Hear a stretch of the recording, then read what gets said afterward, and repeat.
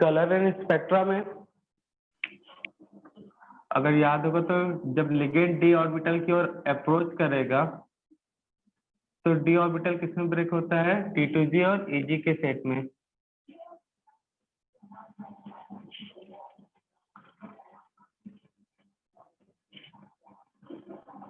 T2G Eg के set में क्या होता है? ब्रेक होता है भाई।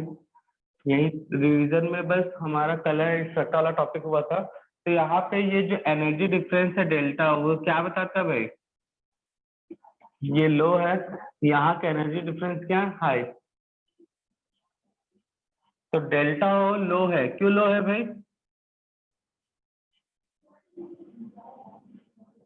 डेल्टा ओ का वैल्यू है लो और एक जगह है हाई। क्यों हाई है, क्यों लो है?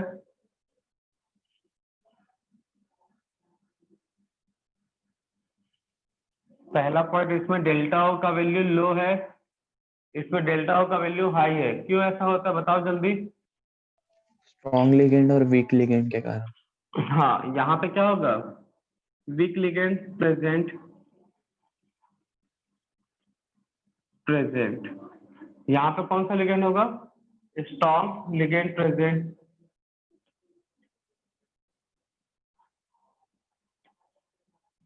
तो वीक लिगेंड से स्प्लिटिंग होगा लो और स्ट्रॉन्ग लिगेंड से स्प्लिटिंग क्या होगा? हाई। वीक लिगेंड से स्प्लिटिंग होगा लो एंड स्ट्रॉन्ग लिगेंड से स्प्लिटिंग क्या होगा? हाई। तो यहाँ पे जो एनर्जी है भाई, ये जो एनर्जी डिफरेंस है वो एब्जॉर्ब एनर्जी बोलते हैं इसे। क्या बोलते हैं? Absorb energy. मतलब यहाँ पे कॉम्प्लेक्स जो करेगा एब्जॉर्ब लो एनर्जी या हाई एनर्जी? Low energy. ठीक है ना? या फिर हाई वेवलेंथ।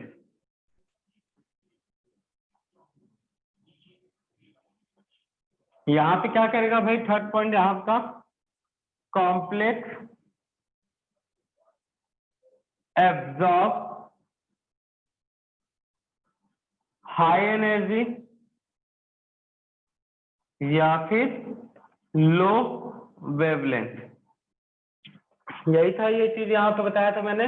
अब उसके बाद इतना चीजें दिमाग में चल जाना चाहिए भाई। एनर्जी डिफरेंस कम तो एनर्जी कम एब्जॉर्ब क्या होगा? एनर्जी डिफरेंस हाई तो एनर्जी क्या क्या होगा? ज्यादा एब्जॉर्ब क्या होगा? उसके बाद complementary colour concept of complementary colour. Excuse me sir, वो सुशांत हाँ वेटिंग में। हाँ ठीक है। Concept of complementary colour. तो इसमें क्या होता है भाई? मैंने एक ऐसा डायग्राम बनाया था व्हील वाला।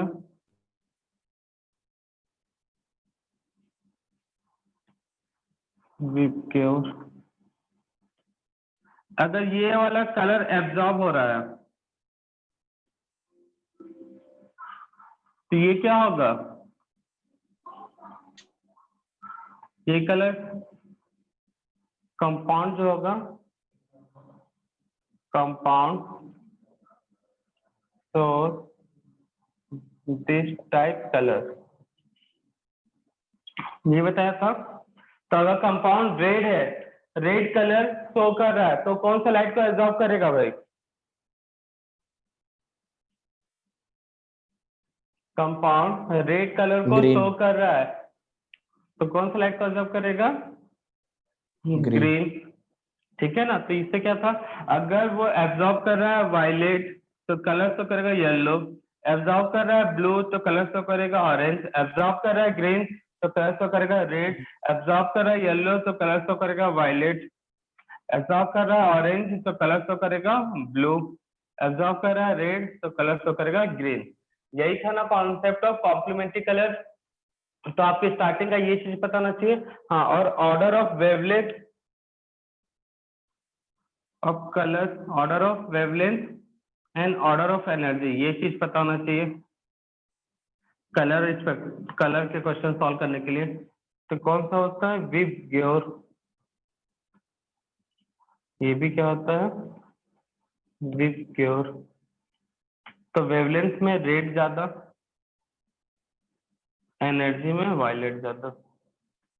ये ऑर्डर, इतने से कलर के क्वेश्चन सॉल्व कर हो जाते भाई। देखते हैं कैसे।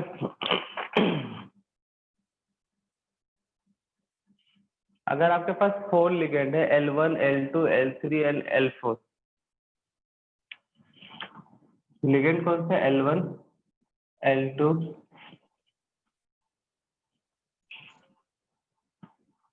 लिगेंड कौन से, L1, L2, L3, L4। ठीक है ना। इन लिगेंड के कॉम्प्लेक्स जो है कलर शो कर रहे हैं, रेड, ग्रीन,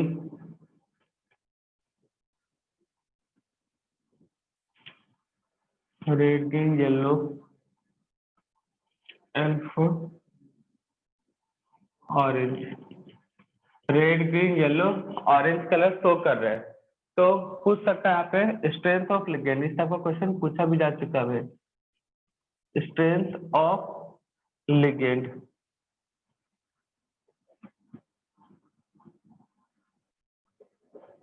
लिगेंड आपके L1, L2, L3 है, इन लिगेंड के कॉम्प्लेक्स ये कलर शो कर रहे हैं, तो स्ट्रेंथ ऑफ लिगेंड क्या होगा? स्ट्रेंथ ऑफ लिगेंड क्या होगा? तो इसको देख के मुझे बताओ क्या कंक्लूजन मिलता है लिगेंड की स्ट्रेंथ ऑफ एनर्जी एब्जॉर्ब में। The strength of ligand directly proportional to absorb energy, यही ना? की सबसे कम यहाँ होगी। पे strength of ligand directly proportional to absorb energy, ये कंक्लूजन इसी से क्वेश्चन है। लिगेंड वीक था तो कम एब्जॉर्ब किया एनर्जी, अगर लिगेंड स्ट्रांग है तो वहां पे एनर्जी क्या होगा, एब्जॉर्ब का हाई। ठीक है, तो बताओ यहाँ पे स्ट्रेंथ, पहले तो ये कलर शो कर रहा है, तो लिगेंड कौन कौन सा एनर्जी एब्जॉर्ब किया होगा वो पहले फाइंड आउट कर लो भाई। लिगेंड कौन सा है, L1, L2, L3, L4। Absorb energy क्या होगा भाई, रेड है तो कौन से कलर के एनर्जी को एब्जॉर्ब किया होगा, ग्रीन। ग्रीन। है ना। वेरी गुड, ग्रीन को एब्जॉर्ब किया होगा। L2, ग्रीन है तो कौन से कलर को एब्जॉर्ब किया होगा, रेड। रेड। रेड। L3 वाला येलो है तो कौन से कलर का, वायलेट को।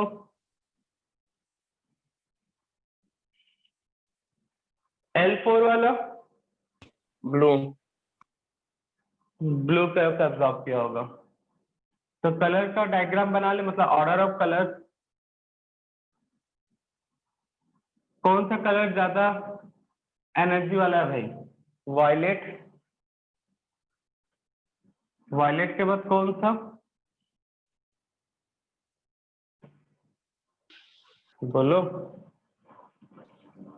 ब्लू। ब्लू। ब्लू के बाद कौन सा कलर ज्यादा मतलब एनर्जी हाई है, green. Green. Green. Green, green के बाद रेड। तो मैंने रेड। क्या बोला भाई, एनर्जी ऑफ लिगेंड या directly, sorry, strength of ligand directly proportional to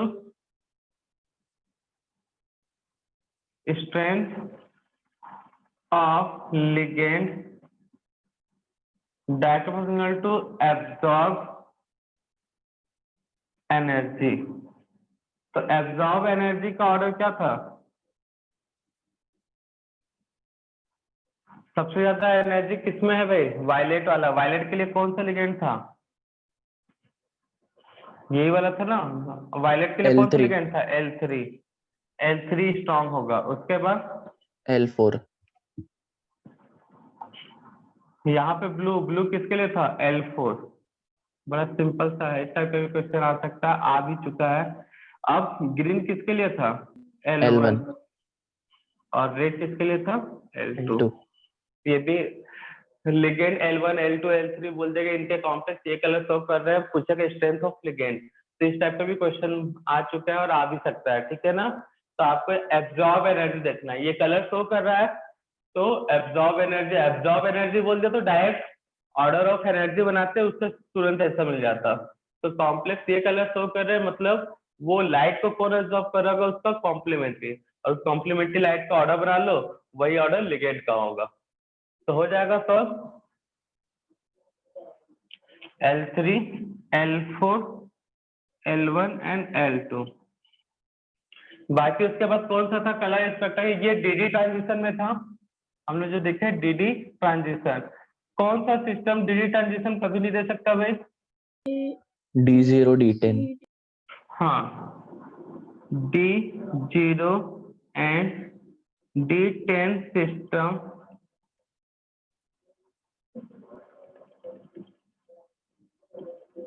form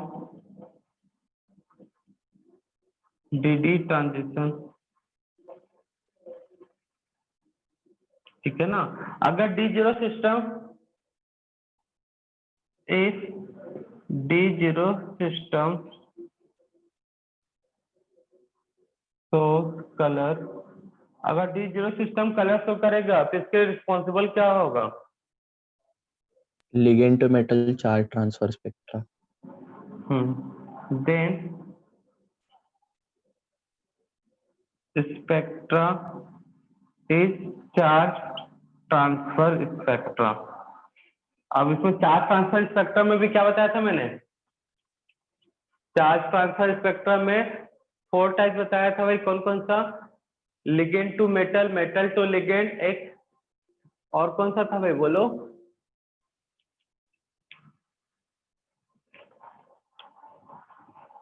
कुछ था इंटरवैलेंस चार्ज ट्रांसफर स्पेक्ट्रा, याद आ रहा है कुछ? भूल गए? कल पेपर भी दिए हो। तो चार्ज ट्रांसफर स्पेक्ट्रम में 4 टाइप। फर्स्ट क्या था भाई? Metal to ligand. तो मेटल टू लिगेंड में क्या होता है बताओ?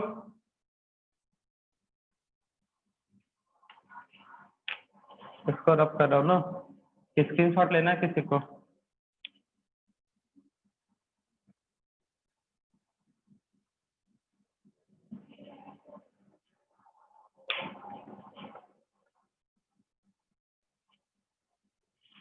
सीटी स्पेक्ट्रा। फर्स्ट कौन सा था बच्चा इसमें? LMCT। LMCT ऐसे कर लेते हैं। इसका मतलब लिगेंड टू मेटल। तो लिगेंड टू मेटल के लिए क्या होना चाहिए? लिगेंड से इलेक्ट्रॉन मेटल के पास जा रहा है, मतलब लिगेंड इलेक्ट्रॉन रिच होना चाहिए, ठीक है ना। इलेक्ट्रॉन रिच होना चाहिए, मतलब पाई एक्सेप्टर लिगेंड नहीं, एक्सेप्टर लिगेंड, चलो चलेगा भाई। लिगेंड रिच होना चाहिए। सेकेंड, मेटल कैसा होना चाहिए? Metal electron deficient. इसका मतलब क्या होता है? That mean electron in D subshell या ऑर्बिटल भी बोल सकते हो, इज ऑलमोस्ट जीरो, ठीक है ना। तो इसमें एग्जांपल कौन सा था भाई जिसमें डी सबसेल में इलेक्ट्रॉन जीरो होता है? दो फेमस एग्जांपल है भाई, KMnO4 K2Cr2O7 प्लस K2Cr2O7, ठीक है ना। तो ये इसमें क्या है भैया? D7 से D0 सिस्टम, और ये भी कौन सा सिस्टम है? D0। सेकेंड कौन सा था भाई बताओ? MLCT। MLCT में क्या है भाई? Metal to ligand charge transfer spectra. तो इसके लिए क्या था भाई? उल्टा मेटल, अच्छा metal to ligand charge transfer उल्टा है, तो इसका मतलब क्या होगा बच्चा बताओ? लिगेंड इलेक्ट्रॉन क्या होना चाहिए, डोनर तो होता ही है, साथ में पाई एक्सेप्टर, ठीक है ना। Ligands are pi acceptor in nature. तो पाई एक्सेप्टर लिगेंड में कौन कौन से आते हैं भाई, generally CO based and CN, इस टाइप के ligand. Second, metal electron rich, कहने का मतलब क्या है, maximum electron present in D orbital या फिर सबसेल। तो ये कब होगा भाई, hence oxidation state on metal is zero. Oxidation state क्या होगा, जीरो। तो इसके एग्जांपल में क्या बताया था मैंने, all metal carbonyl compound, metal carbonyl, all metal carbonyl compound, FeCO5 NiCO4, तो ये सब में आएगा, ठीक है ना। तो ये था चार्ज ट्रांसफर स्पेक्ट्रा। और क्या बताया था इसमें, दो ही बताया था क्या बस, क्या और कुछ बताया था,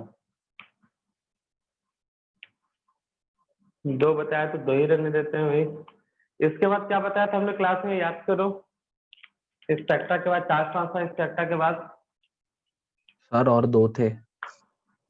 बताए थे, तो कौन कौन सा था वो, उसमें सीधा नाम लिखाया था और इंटरवैलेंस कंपाउंड का charge name. Transfer spectra. Intervalence क्या था, पर्शियन ब्लू करके ब्लू। कॉम्प्लेक्स था, ठीक है ना।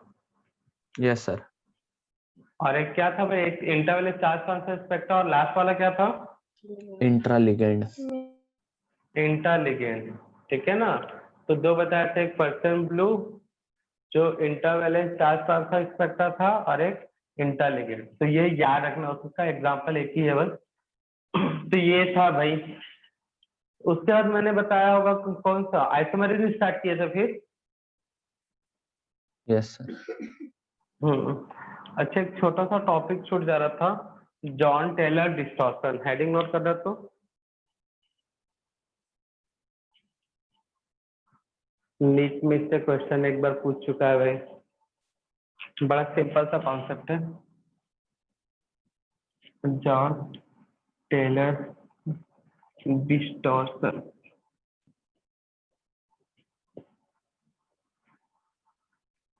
इसमें याद रखना है, नोट कर लो दो बातें। एक, डी ऑर्बिटल ऑफ मेटल और सेंट्रल एटम, एक डी डी ऑर्बिटल नहीं, डी सबसेल, एक D subshell of central atom और metal does not feel symmetrical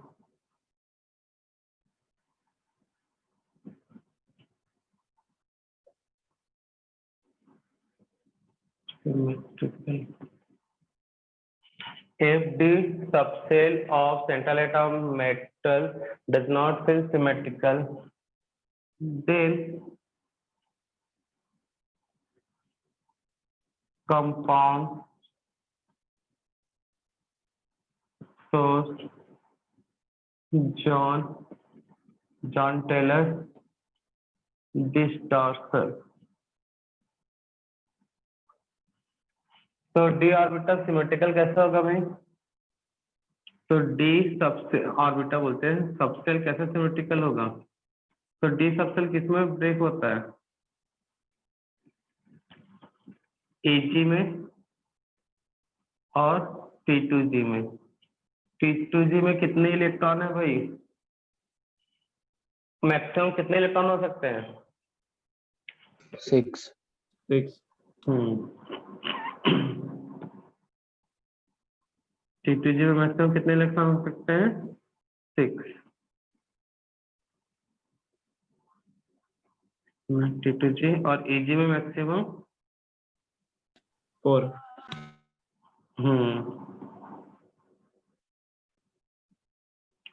symmetry है कि नहीं ये देखना है। तो T2G में 1 2 3 ऐसा और ये ऐसे फिल है तो ये सिमेट्रिकल कहलाएगा। तो T2G में 3 हो या फिर 6 हो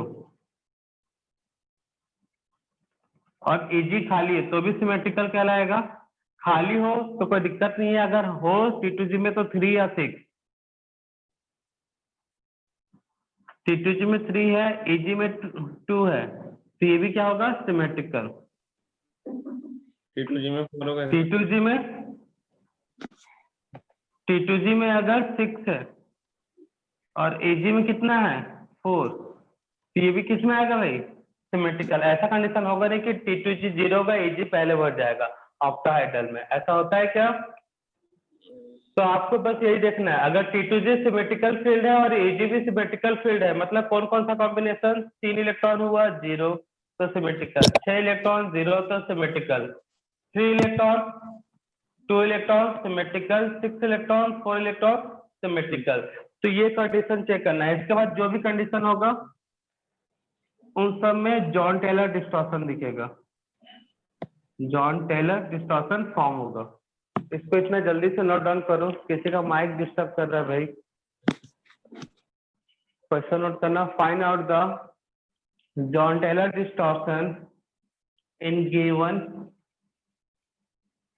सिस्टम ऑफ कोऑर्डिनेशन कॉम्प्लेक्स या फिर given condition of coordination complex. तो बोलेगा भी नहीं जॉन टेलर तो समझ जाना जॉन टेलर डिस्टॉर्शन ही पूछा है। तो किसमें है किसमें नहीं है वो आपको बताना है, बस ऐसे ही क्वेश्चन होगा भाई। या सिस्टम में देगा तो कंपाउंड पूरा का पूरा देगा, वहां पे आपको सिस्टम पहचान के सॉल्व करना भाई। हाई स्पिन कॉम्प्लेक्स मतलब लिगेंड कैसा होगा, वीक या लो? वीक वीक होगा। और लो स्पिन मतलब लिगेंड स्ट्रांग होगा। तो भैया D3 सिस्टम लिगेंड वीक हो या स्ट्रांग? EG में ये T2G सेट है और ये EG, तो यहाँ पे कितने इलेक्ट्रॉन जाएगा पहले वाले में, चाहे लिगेंड वीक है स्ट्रांग, 1 2 3 सिमेट्रिकल फील्ड है, मतलब जॉन टेलर डिस्टॉर्शन शो करेगा क्या? नो नहीं करेगा।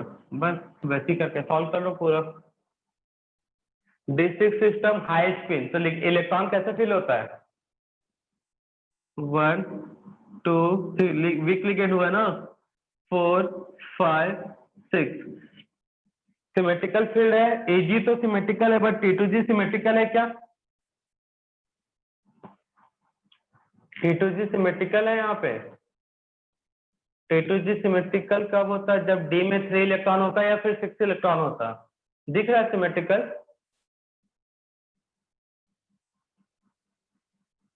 No sir. बोलो बच्चे। नहीं, इसमें इसमें जॉन टेलर डिस्टॉर्शन मिलेगा। D5 लो स्पिन या हाई स्पिन है? लो स्पिन, तो स्ट्रॉन्ग लिगेंड 1 2 3 4 5। अब बताओ यहाँ पे सिमेट्रिकल फील्ड है दोनों, मिलेगा Jahn Teller distortion. D6 system में ऑक्टाहेड्रल कॉम्प्लेक्स 1 2 3 4 5 6, इसमें भी मिलेगा Jahn Teller distortion. D6 low spin में 1 2 3 4 5 6। ये CFT में बताया है, VBT में बताया गया भैया कैसे इलेक्ट्रॉन फील्ड होता है, number of unpaired electron calculation में। कई लोग यहीं पे कंफ्यूज हो रहे हैं ये कैसे हो रहा है। तो यहाँ पे सिमेट्रिकली फील्ड है, T2G भी सिमेट्रिकल है, ये भी सिमेट्रिकल है, वेकेंट है, तो यहाँ पे जॉन टेलर डिस्टॉर्शन नहीं मिलेगा। D6 सिस्टम में सॉरी D8 में लो स्पिन कॉम्प्लेक्स 1 2 3 4 5 6 7 8, मतलब क्या होगा यहाँ पे, नहीं मिलेगा, नहीं मिलेगा। यहाँ पे 1 2 3 4 5 6 7 8, यहाँ पे भी नहीं मिलेगा। तो बोल देगा 4 ऑप्शन 1 2 3 4 करके, या फिर अगला क्वेश्चन के फॉर्म में दे देगा, कॉम्प्लेक्स में chromium water 6 +3 Jahn Teller distortion है कि नहीं, ऐसा बना देगा क्वेश्चन। करो इसको नोट, फर्स्ट वाले को।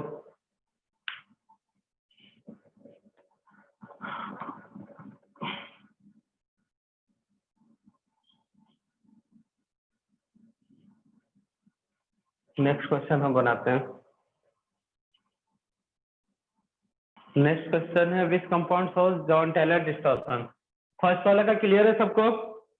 फिर से एक बार रिपीट कर देता हूँ। D3 सिस्टम लिगेंड वीक है, strong symmetrical field. D6 system high spin है, तो 1 2 3 4 5 6। D5 लो स्पिन है, मतलब स्ट्रॉन्ग लिगेंड। ये हुआ। फोर्थ वाले में D6 हाई स्पिन है, तो 1 2 3 4 5 6। अच्छा ये दो बार हो गया ना, 2 और 4। चलो कोई बात नहीं, लो स्पिन कर दूं क्या इसको, 4 वाले को? Yes 2 sir. और 4 दोनों ठीक है ना? तो लो स्पिन करोगे तो क्या आएगा? 1 2 3 4 5 6। ठीक है। D6 में ये भी सर तो हो वापस गया, रिपीट हो गया। चलो कोई बात नहीं, जैसा था वैसे ही पुराना वाला ही सॉल्व करते हैं, हाई स्पीड।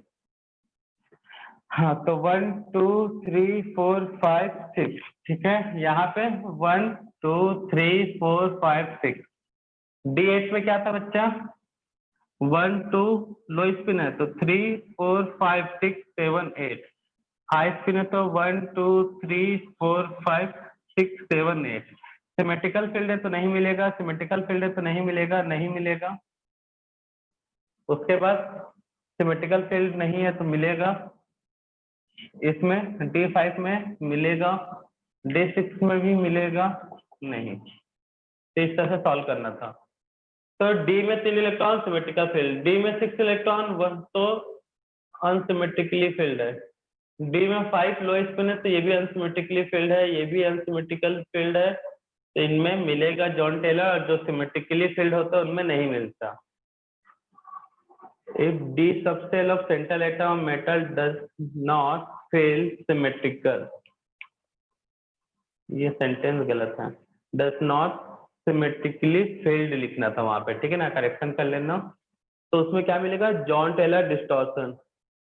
और सिमेट्रिकली फील्ड के लिए क्या होना चाहिए? T2G में या तो 0 होना चाहिए इलेक्ट्रॉन, या तो 3 या फिर 6। सेम EG में 0 2 या 4। नेक्स्ट क्वेश्चन है, बताना इसमें किसमें जॉन टेलर डिस्टॉर्शन मिलेगा, बोलो। Third. First second third fourth. Third वाले में सिस्टम कौन सा ये? कौन सा सिस्टम है ये? D3। आंसर सबको क्लियर है? थर्ड एक एक करके डिस्कस भी कर लेते हैं। D1 सिस्टम, D3 सिस्टम है ना? एक मिनट, D3 क्रोमियम 6 7 था ना? हाँ, D3 सिस्टम। सेकेंड वाला कौन सा सिस्टम है? D6। D6 हाई स्पिन, और ये भी क्या है? D6 low spin. D3 high spin. Next कौन सा? D6 लो स्पिन या हाई स्पिन, बोलो। High spin. High spin. Third वाले बताओ। D9 सिस्टम लो स्पिन या high spin? High spin.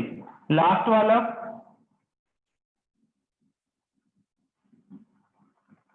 Manganese कौन सा सिस्टम है यहाँ पे? देखो D5। मैग्नीस का आउटर सेल 7 इलेक्ट्रॉन होता है, 2 बाहर निकल गया। D5 लो स्पिन, मत सॉरी हाई स्पिन। तो भैया यहाँ पे इलेक्ट्रॉन देख लो, T2G में, EG में।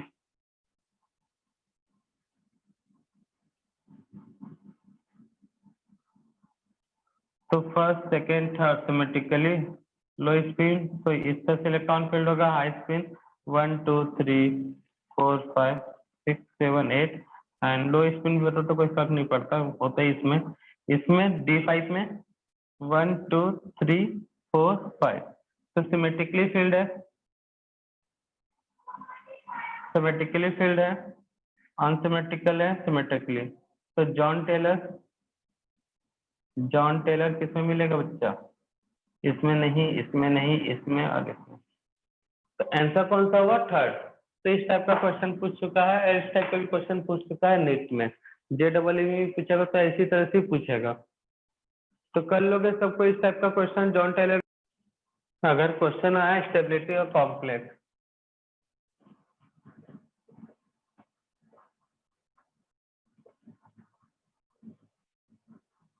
तो stability of complex, first strength of metal, sorry metal बोलता हूँ, लिगेंड, किसके डायरेक्ट पोजिशन होगा, strength of ligand. Second, charge on central atom, charge on central atom, positive charge करना, positive charge on central atom, charge on central atom. तो जितना ज्यादा positive charge होगा वो उतनी ज्यादा स्टेबल होगा। लेकिन ये कब, ये चार्ज वाला कॉन्सेप्ट का देखना, if all ligands are same,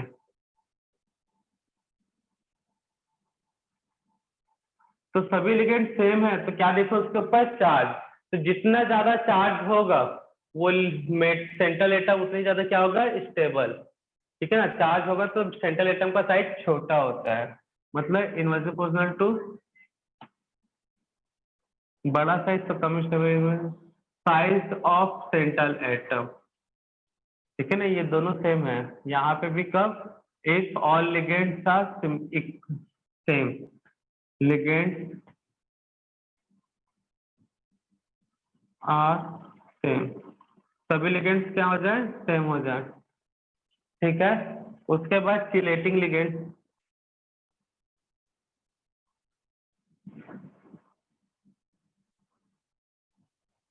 उसके बाद कौन सा लिगेंड, चिलेटिंग लिगेंड। जितना ज्यादा होगा, मतलब डेंसिटी लोन पेयर का जितना ज्यादा होगा वो कॉम्प्लेक्स जो होगा उस लिगेंड के साथ ज्यादा स्टेबल होगा। ये कुछ फैक्टर है याद रखना भाई। Separation energy very high, separation energy मतलब energy difference between T2G and AC, energy के directly proportional and separation wavelength के उल्टा, इनवर्सली प्रोपोर्शनल। ये कुछ फैक्टर से याद रखना, ठीक है ना। अब बाकी सब एनसीईआरटी टेक्स्ट बुक को रीड करना, वहां पे उसका एप्लीकेशन दिया है। जैसे निकिल को अगर कुछ ऐसा एक्सपेरिमेंट कर जिसमें से निकिल एलिमेंट को आपको मेटल को आइसोलेट करना है, तो वहां पे कौन सा लिगेंड यूज होता है, DMG। ये सब आपके एनसीईआरटी टेक्स्ट बुक में दिए हुए हैं, ठीक है ना। क्लोरोफिल, तो क्लोरोफिल किसका कॉम्प्लेक्स होता है भाई, बायो वाले बताओ।